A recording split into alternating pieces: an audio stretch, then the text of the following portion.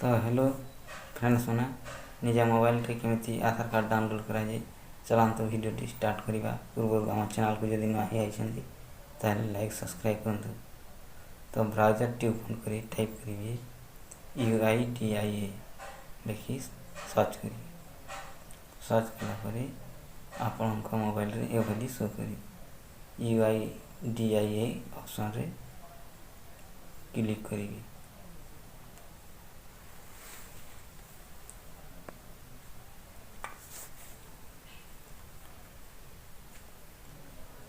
Click कलापर आपण तल को स्क्रॉल करी जी तो डाउनलोड आधार ऊपर क्लिक करेंगे। डाउनलोड आधार ऊपर क्लिक कलापर आपण डाउनलोड आधार तारी ऊपर क्लिक करेंगे।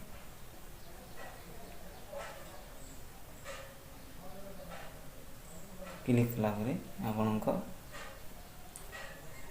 डाउनलोड ऑप्शन ओपन हो। तो एंटर योर आधार नंबर ने आपण आधार नंबर टी देदेवे। तापर कैप्चा टी मध्य देकरी आपण वर्तमान मु कैप्चा दे दूची।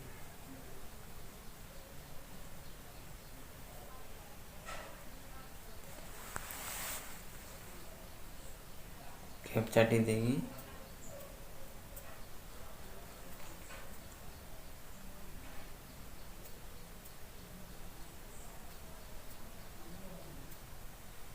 सेंड OTP ऊपर क्लिक करेंगे।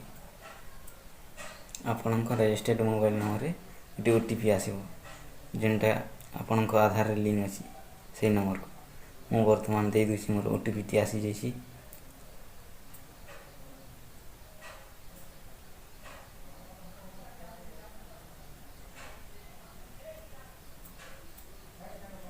वेरीफाई डाउनलोड तारी ऊपर क्लिक करेंगे।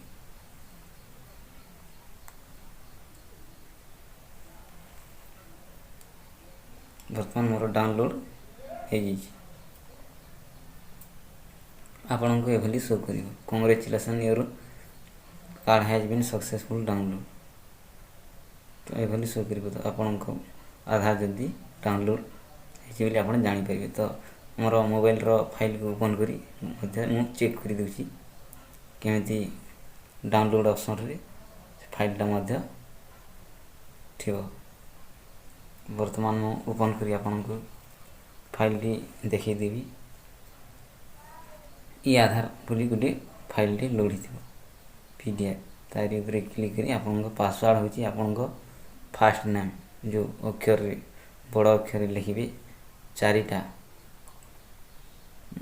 वर्तमान मु फास्ट रे चारटा लिखि दूची आपण को इयर्स गर केते साल देखिरी तमा ओपन करी।